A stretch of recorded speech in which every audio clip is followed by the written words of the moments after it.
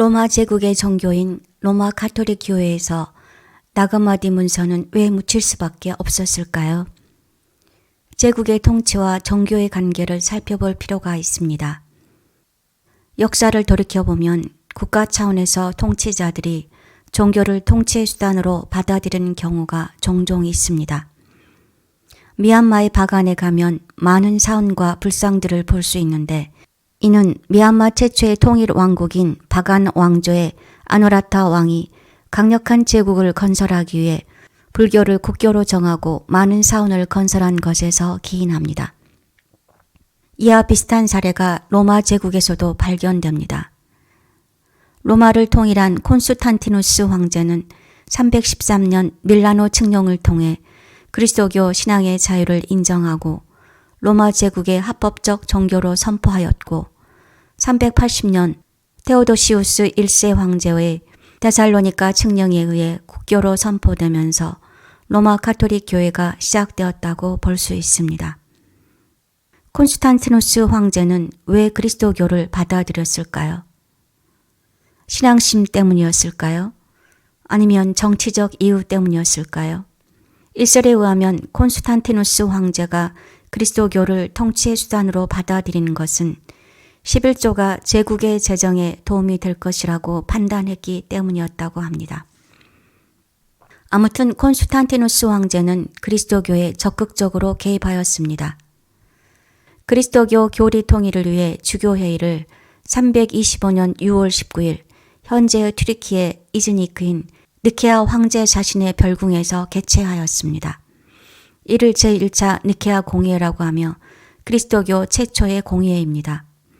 이 공의회에서 아리우스파와 함께 영지주의는 예수의 신성은 부정하고 인성만 인정하는 사상으로 규정돼 파문되고 말았고 아타나시우스파가 정통으로 인정되었으며 381년 테오도시우스 1세 황제가 소집한 제1차 콘스탄티노플 공의회에서 최종적으로 이단임이 재확인되었습니다.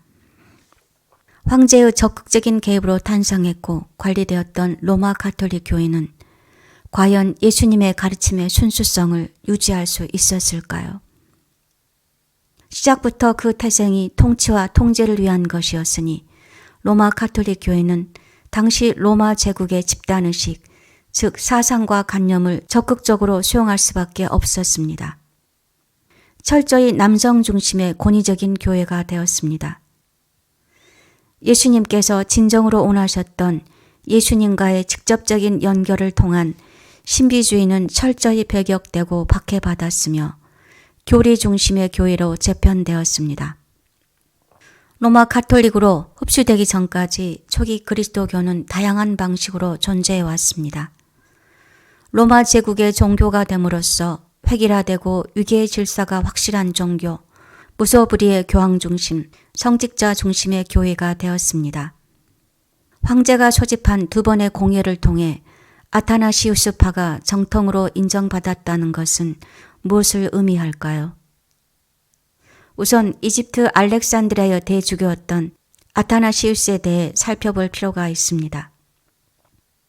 아리우스는 예수가 신성을 가지는 것은 분명하나 인간도 피조물인 예수 그리스도의 삶을 모방하면 영혼 불변의 완전한 피조물이 될 수 있다는 주장을 폈으나 아타나시우스는 피조물이 피조물을 구원한다는 것은 논리에 맞지 않는다고 하면서 만일 예수가 하느님의 피조물이라면 다른 존재를 구원할 수 없다는 주장, 즉 세상을 창조한 분만이 세상을 구원할 수 있으니 결국 예수는 하느님과 같은 창조주의자, 구원자라고 주장했습니다.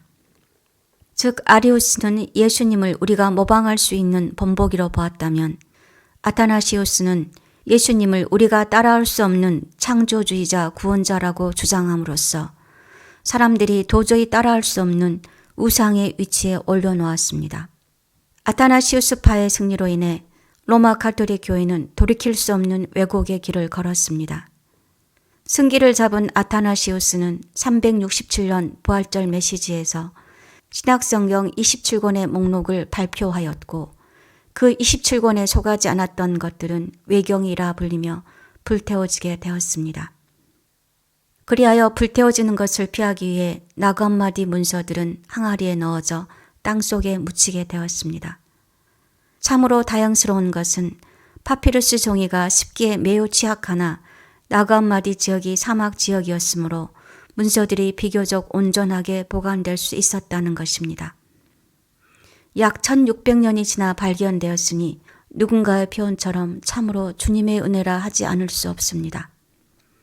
만약 중세시대에 발견되었더라면, 만약 묻힌 지 얼마 되지 않아 발견되었더라면 지금의 우리는 그 귀중한 그리스도교 초기의 가르침들, 묻혀버린 예수님의 말씀들을 보지 못했을 것입니다.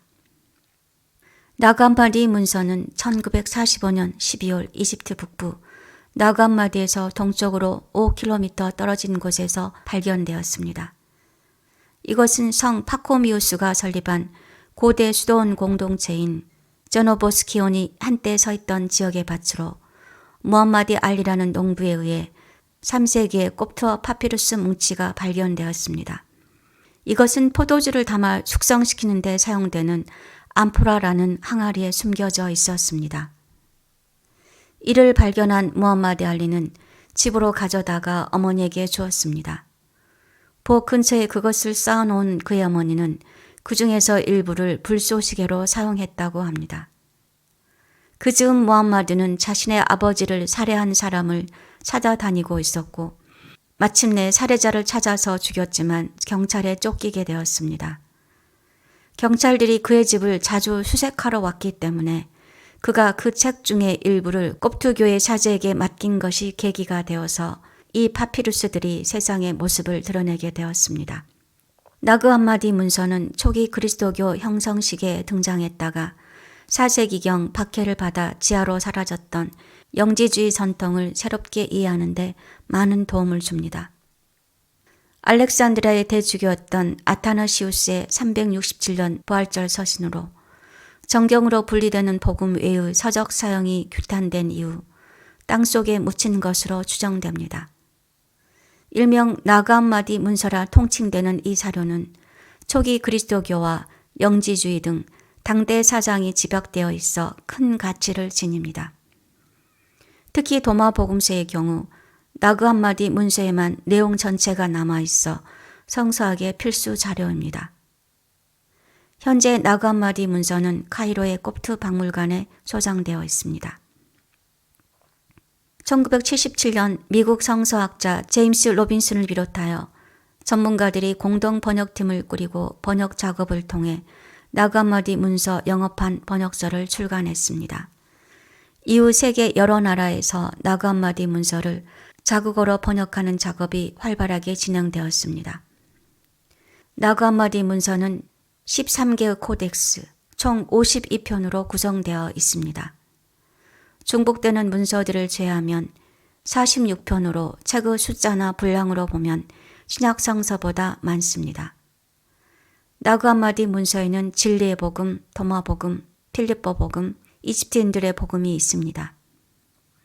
이 복음서들은 공통적으로 예수와 제자들 사이의 대화가 대부분을 차지하고 신약 정경 복음서에서 중요하게 다루는 예수의 죽음과 부활을 포함한 삶을 보도하지 않습니다.